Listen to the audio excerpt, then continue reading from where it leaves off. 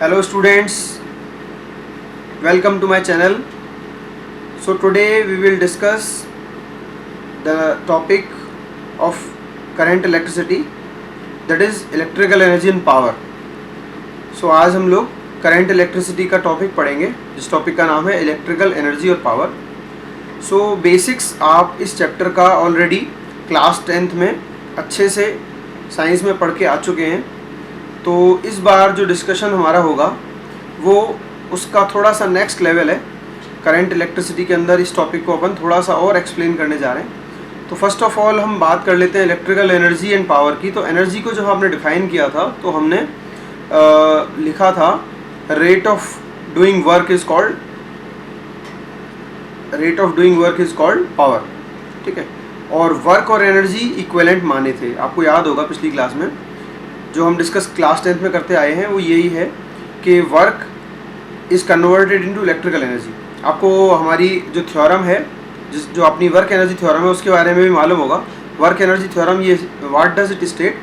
It says that work is the loss in the potential energy is equal to the work done, and this work done is again equal to the increase in the potential energy.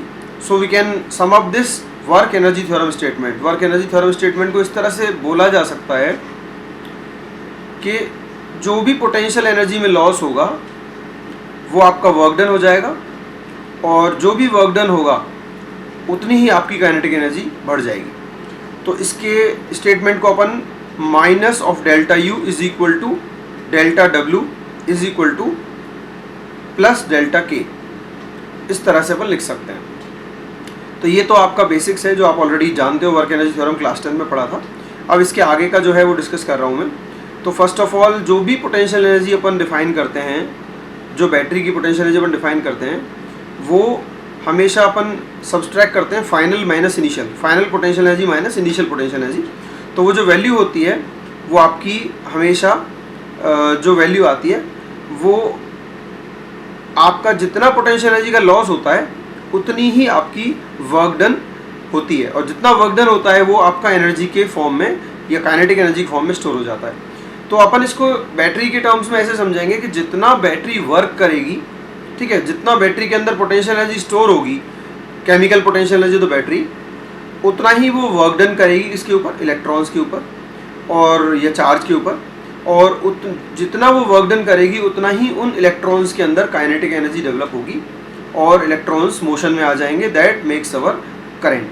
इससे हमारा current constitute हो जाएगा, current बन जाएगा circuit के अंदर. तो ये तो है आपका वर्क एनर्जी थ्योरम का स्टेटमेंट जो इसमें यूज़ कर रहे हैं अपन. इसमें हमेशा ध्यान रखना पोटेंशियल एनर्जी हम नेगेटिव लेते हैं और काइनेटिक एनर्जी को पॉजिटिव लेते हैं, क्योंकि जितना पोटेंशियल एनर्जी लूज हो रही है हमारी या लॉस हो रहा है उतना ही पॉजिटिव काइनेटिक एनर्जी इंक्रीज हो रही है. मतलब वही पार्ट काइनेटिक एनर्जी में कन्वर्ट होकर के आ जा रहा है. Okay, so now Ohm's law आप सभी पहले से जानते हैं. Ohm's law is equal to V equals to IR बोलते हैं इसको अपन. ठीक है, जितना V directly proportional to I. तो जितना आपका करंट वोल्टेज बढ़ता है उसी के प्रोपोर्शन में हमारा करंट भी बढ़ जाता है. तो इसी को अपन V प्रोपोर्शनल टू I बोलते हैं, और अपन इसको बोल सकते हैं V is equal to IR. तो ये जो स्टेटमेंट है ये आपको याद रखना है, और आपको ऑलरेडी याद भी हो गया आई होप. तो इसको अगर अपन ऑलरेडी हम जानते हैं, और इसके अंदर एक स्टेटमेंट ऑलरेडी और है, अपन वर्क डन को निकालेंगे. तो वर्क डन जो था हमारा वो क्या था, आप याद कीजिए. वर्क डन की जो स्टेटमेंट है वो क्या है, तो अगर आपको याद होगा तो हम इसको कैलकुलेट करते थे. तो पोटेंशियल एनर्जी जो निकालते थे आप, U is equal to delta U is equal to delta Q into V. ठीक है, ये आपको मालूम है. पोटेंशियल एनर्जी को आपने इलेक्ट्रिक चार्जेस वाले चैप्टर में, फर्स्ट चैप्टर में पढ़ा है. पोटेंशियल एनर्जी का जो फॉर्मूला होता है वो होता है चार्ज इनटू पोटेंशियल. तो जो भी चार्ज आपका फ्लो हुआ है और जिस पॉइंट पे मूव किया है और उस पॉइंट का पोटेंशियल हम मल्टीप्लाई करते हैं, तो यहाँ पर पोटेंशियल एनर्जी चेंज में जो लिखेंगे वो लिखेंगे अपन डेल्टा Q इंटू वी. ठीक है, अब इस डेल्टा Q इंटू वी, अब इसमें अपन माइनस यूज़ करेंगे बिकॉज जो चेंज है वो फाइनल माइनस इनिशियल करते हैं अपन. तो B2A मान लेते हैं, कोई 2 पॉइंट्स हैं B2A. तो इसका जो भी वैल्यू आपका आएगा वो आएगा डेल्टा Q इंटू वी, और डेल्टा Q को हम लिख सकते हैं हमेशा I इंटू डेल्टा T. ठीक है, चार्ज क्या होता है आपका I इंटू डेल्टा T. तो ये जो चीज़ है आपकी वो कैलकुलेशन में आ रही है, और उसको अपन कैसे कह सकते हैं, delta U is equal to V I into delta T. अब ये जो value V I into delta T जो फॉर्म हुई है, इसको अपन वर्क डन भी बोल सकते हैं, क्योंकि जितना पोटेंशियल एनर्जी हमारा यूज़ हुआ है उतना ही वर्क डन होगा आपका। तो ये जो वर्क डन है इसको अपन V I into delta T जिसको बोल रहे हैं अपन, अब इसके लिए अपन रेट ऑफ डूइंग वर्क निकालेंगे, मतलब डिवाइड बाई डेल्टा टी करेंगे, तो ये आ जाएगा V I delta T divided by delta T, that will become V into I.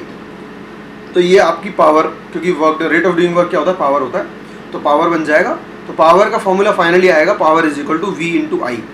और जब आप यूज़ करते हो ओम्स लॉ और v की वैल्यू आई आर पुट करते हो तो आपको ये कन्वर्ट हो जाएगा आई स्क्वायर आर के अंदर।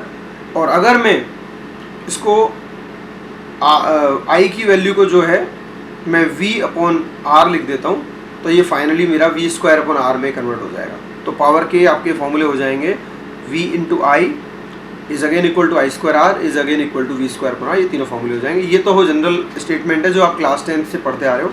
अब इसके आगे का जो डिस्कशन है वो ये है, जो बहुत इंपॉर्टेंट है अपने लिए, वो ये है कि जब भी हम कभी इलेक्ट्रिसिटी को लार्ज डिस्टेंसेस पे भेजते हैं तो उस समय हमको ये बहुत ध्यान रखना पड़ता है कि हम उसको किस वैल्यू ऑफ करंट पर भेजें या किस वैल्यू ऑफ वोल्टेज पर भेजें।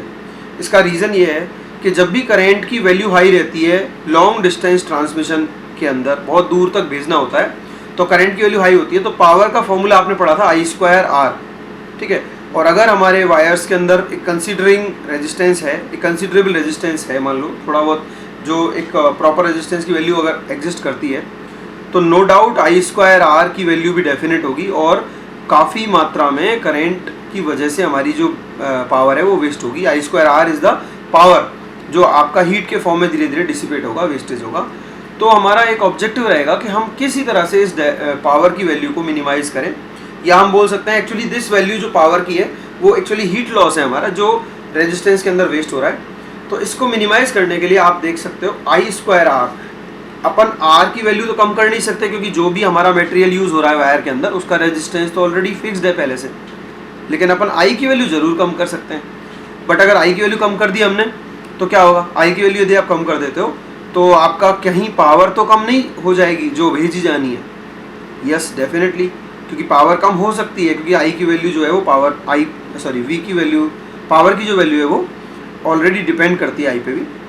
तो अपन ये करें, आप ध्यान से फॉर्मूले को अगर अपन समझें, पावर इज इक्वल टू क्या होता है, वी इंटू आई, तो उसको ध्यान से समझें। तो अगर आप आई की वैल्यू कम करने जा रहे हो और आपको पावर की वही वैल्यू चाहिए जो पुरानी है, तो अपन वी की वैल्यू बढ़ा सकते हैं ना। तो अपन यही करते हैं, आई की वैल्यू कम करके जितनी की कम की है हमने आई की वैल्यू उतनी ही रेशियो में अपन वी की वैल्यू बढ़ा देते हैं, जिससे कि हमारा पावर उतना का उतना ही ट्रांसफ़र हो।